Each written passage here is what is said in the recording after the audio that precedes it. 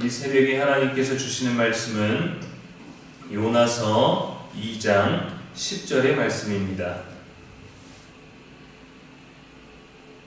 여호와께서 그 물고기에게 말씀하시매 요나를 육지에 토하니라. 아멘. 이는 살아계신 우리 하나님의 말씀입니다. 이 시간 말씀과 배려라는 제목으로 말씀 전하겠습니다.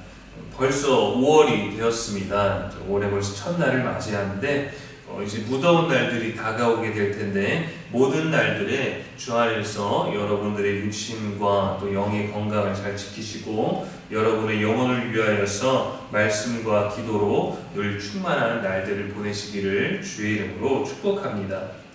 오늘 말씀은 드디어 요나에게 임한 구원을 보게 됩니다. 구원의 원리, 진리를 깨닫게 되는 것은 맞지만 사실 아마 구출이라는 단어가 더 어울리는 것 같습니다. 밤낮 3일을 사흘이나 되는 기간 동안에 요나를 뱃속에 가두었던 물고기입니다. 그런데 이 물고기가 갑자기 그를 배 머금고 있다가 놓아줘야 되는 상황이 되었죠. 큰 물고기가 요나를 소화시킬 수 없어서가 아닙니다. 요나가 생각보다 맛이 없어서 먹을 수 없어서가 아닙니다. 그렇다고 다른 불순종한 사람을 삼켜야 해서도 아니었습니다. 하나님의 말씀이 들려졌기 때문입니다. 기적은 여호와께서 물고기에게 말씀하실 때까지 이루어지지 않았습니다. 그러나 주님 말씀하시면 그대로 되는 것이죠. 어떠한 죄를 지었든 어떠한 죄인이든지 또 어디에 갇혀있든지 어떤 고난이든지 하나님의 말씀을 떠나서는 참된 자유를 얻을 수 없습니다. 예수님께서도 죄사함과 구원을 베풀어 주실 때 언제나 말씀하셨습니다. 누가복음 7장에서 예수님 발에 향유를 부은 여인을 향해 말씀하셨습니다. 이에 여자에게 이르되 내 죄사함을 받았느니라 하시니. 마태복음 9장에서도 침상에 누운 중풍병자를 데려온 자들의 믿음을 보시고 병자에게 말씀하셨습니다. 중풍병자에게 이르시되 작은 자야 안심하라 내 죄사함을 받았느니라. 요한복음 15장 3절에서 이렇게 말씀하셨죠. 너희는 내가 일러준 말로 이미 깨끗하여졌으니. 예수님은 말씀으로 우리들에게 들려주셨습니다. 그리고 그 말씀은 이렇게 기록되어져서 저와 여러분의 삶 가운데 있는 것이죠. 어떤 죄인이라도 자유롭게 해주며 또 어떤 고난과 갇힘에서도 해방시키시고 구출해 줄 수 있는 하나님의 기록된 말씀이 우리에게 있습니다. 우리는 여기에 기록된 모든 것을 따르고 기억하고 믿어야 합니다. 말씀은 하나님의 약속들로 가득 차 있습니다. 지금도 유효한 살아있는 말씀이죠. 이것은 옛날 이야기가 아닙니다. 하나님의 감동으로 된 것으로 교훈과 책망과 바르게 함과 의로 교육하게 유익한 것입니다. 말씀은 하나님의 사람으로 온전하게 하며 우리가 모든 선한 일을 할 수 있는 행할 능력을 갖추게 해줍니다. 큰 물고기에게 말씀하셔서 요나를 육지에 뱉어내도록 하셨다면 저와 여러분의 일상을 억누르고 움켜쥐고 있는 그 괴물 같은 그림자에게도 말씀하셔서 언제든지 우리를 놓아주실 수 있으십니다. 그러기 위해 우리의 삶이 말씀을 기초로 살아야 합니다. 말씀 중심의 삶이어야 합니다. 진리를 우리가 알아야 됩니다. 예수 그리스도께서 진리가 되시는 거죠. 요나가 구출받기 전에는 구원은 여호와께 속하였다라는 결론에 도달해야만 했습니다. 우리도 여호와의 말씀에 근거를 두어야 합니다. 누가복음 18장에 세리의 기도가 나오죠. 그는 자신이 죄인임을 알았습니다. 그래서 기도합니다. 하나님이여 나를 불쌍히 여기소서 나는 죄인이로소이다. 자신의 죄성을 인정해야 하고 이것을 해결하기 위해서는 오직 여호와 하나님의 은혜와 말씀을 구해야 되는 것을 우리도 세리의 기도 가운데서 배워야 됩니다. 자신의 죄성을 인정하는 것 참으로 어려운 것이지만 그것을 깨달아야 구원이 여호와께 있다라는 그 진리를 우리가 알 수 있거든요. 무릇 자기를 높이는 자는 낮아지고 자기를 낮추는 자는 높아지리라 말씀하셨어요. 언제나 예수님 하신 말씀 안에서 하나님이 우리에게 주신 말씀 안에서 고민하고 하나님의 약속에 대한 그것에 대한 모든 신뢰를 잃지 말아야 합니다. 그것이 우리의 삶을 보다 감사로 또 우리들의 거룩한 생활로 충만하게 하기 때문이죠. 예수님은 저와 여러분에게 완전한 구출을 해주실 수 있는 준비가 되어 있으십니다. 언제나 충만한 다른 어떤 것도 필요치 않은 도움을 주시기에 충만한 말씀을 가지고 계십니다.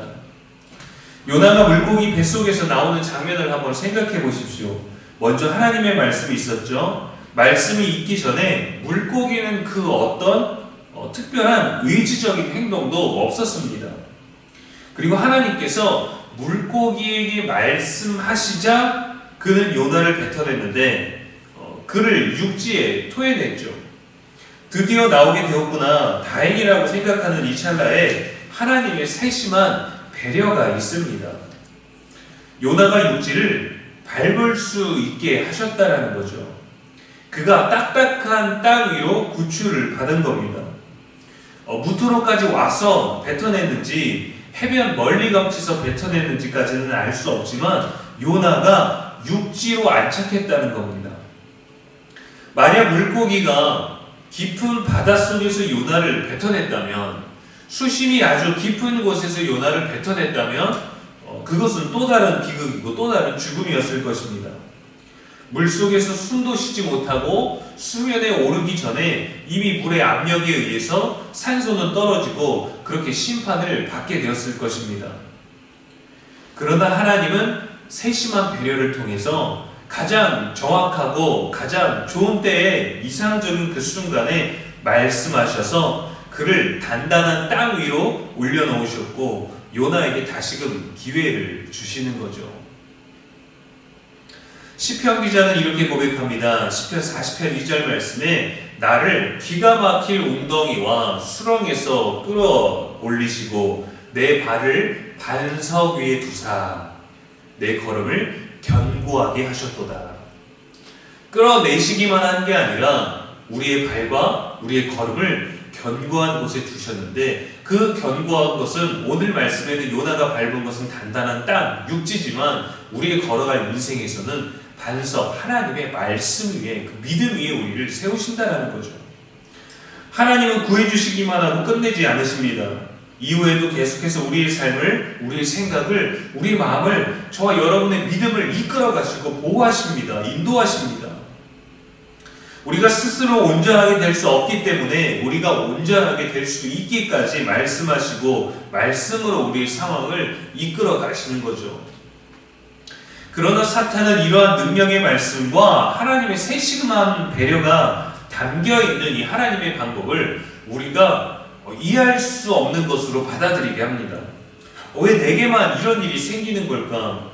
대체 이게 무슨 경우일 걸까? 왜 자꾸 내가 원하지 않는 것을 강요하실까? 믿음은 다 소용없는 건가? 하나님이 계시기는 할까? 날 정말로 돌보고 계시는 걸까? 어떻게 내가 이렇게 끔찍한 일을 경험하게 나를 방치하실까? 왜 내 기분은 이해하지 않으실까? 왜 내 마음에 대해 듣지 않으실까? 왜 나의 소원은 그냥 무시하시는 것일까? 왜 좀 더 부드럽고 감동적인 방법으로 알려주시지 않으실까? 좀 더 세심한 방법으로 내게 다가오신다면 내가 그것을 알아차리고 내가 위로받고 내가 힘을 얻을 텐데 왜 자꾸 내 마음을 이렇게 무너뜨리실까? 왜 내 마음이 이렇게 속이 상하도록 상처를 입도록 왜 나를 방치하실까? 사실은 우리가 상황 가운데서 하나님의 말씀을 듣지 못하기 때문이죠. 듣지 않기 때문이죠. 그래서 우리가 이해할 수 있는 방법으로까지 몰고 가시는 거예요. 그만큼 우리가 완악하고 마음이 굳어 있다는 거죠. 그런 우리에게 말씀하십니다. 이사야서 46장 12절에 마음이 완악하여 공의에서 멀리 떠난 너희여 내게 들으라. 듣지 않기 때문에 우리들의 삶이 하나님의 말씀대로 되지 않고 하나님의 세심한 배려를 눈치채지 못하고 그래서 계속해서 우리에게 하나님의 말씀을 들으라고 말씀하십니다. 그 말씀이 우리에게 진리이고 구원입니다. 하나님은 우리의 굳은 마음도 바꾸시는 분이시죠. 에스겔서 36장 26절에 또 새 영을 너희 속에 두고 새 마음을 너희에게 주되 너희 육신에서 굳은 마음을 제거하고 부드러운 마음을 줄 것이며. 우리는 하나님의 말씀과 그분의 세심한 배려 속에 믿음으로 나아가면 되는 겁니다. 쉽지 않죠. 계속해서 신뢰하고 순종해야 됩니다. 10절 말씀을 통해 요나서 2장이 끝나게 되는데 이 또한 사실은 하나님의 자비로 마무리되는 것을 발견할 수 있죠. 깜깜한 물고기 뱃속에 있는 그대로 방치되지 않고 거기서 나오게 됩니다. 그리고 다시금 새로운 3장을 시작할 수 있도록 삶의 기회를 제공해 주셨죠. 그분은 우리에게 강력하고 힘있는 능력의 말씀으로 전달해 주시고 그 안에는 하나님의 배려가 담겨져 있습니다. 자비가 담겨져 있습니다. 은혜가 담겨져 있습니다.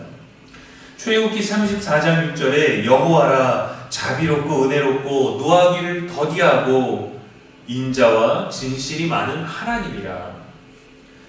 하나님의 말씀 안에서 늘 새로운 하나님의 방법을 발견하고 신뢰하는 저와 여러분의 새로운 5월 될 수 있기를, 오늘 하루가 되기를 주님의 이름으로 축복합니다. 기도하겠습니다. 은혜가 풍성하신 하나님, 이 새벽에도 말씀 주시니 감사합니다. 오늘도 우리를 구원하시는 살아계신 하나님을 찬양합니다. 하나님의 말씀이 늘 우리에게 있음에 감사합니다. 말씀이 육신이 되어 우리 가운데 거해 주시니 감사합니다. 주께서 우리에게 말씀하실 때 귀 기울이고 삶에 적용하며 순종하기를 애쓰는 우리가 되게 하시고, 말씀 안에 담겨있는 하나님의 세심한 배려와 사랑과 은혜와 진실과 자비를 발견하는 우리가 되게 하여 주시옵소서. 내 마음대로 내가 원하는 대로 해석하지 않고 우리를 위한 하나님의 말씀대로 믿고 순종하기를 원하오니 성령께서 도와주시옵소서. 말씀을 외면하지 아니하게 하여 주시옵시고 말씀을 내 마음대로 해석하여 하나님 또 더 어려운 마음 가운데로 빠지지 아니하게 하여 주시오며, 생명의 말씀, 구원의 말씀이 우리들에게 들려올 때 우리에게 그 모든 것들을 흐리게 만들어드리는 사탄의 말에 귀 기울이지 아니하고 오늘도 말씀 안에서 지혜와 용기와 친절과 사랑과 담대함 얻기를 원하오니 하나님, 말씀과 기도로 늘 일어서는 우리가 되게 하여 주시옵소서. 오늘의 저녁 기도에도 축복하여 주셔서 함께 모여 이 한 달을 시작할 때에 하나님 우리에게 주신 생명의 말씀으로 나아가게 하시고, 기도의 자리에서, 찬성의 자리에서, 예배의 자리에서 우리들의 영혼을 위로받고 지혜와 분별력을 얻고 또 세상을 살아갈 수 있는 지혜를, 능력을 깨달아 알게 하여 주시옵소서. 진리 가운데 머물게 하여 주시옵소서. 우리의 영원한 소망이 되신 예수님의 이름으로 축복하며 기도합니다. 아멘.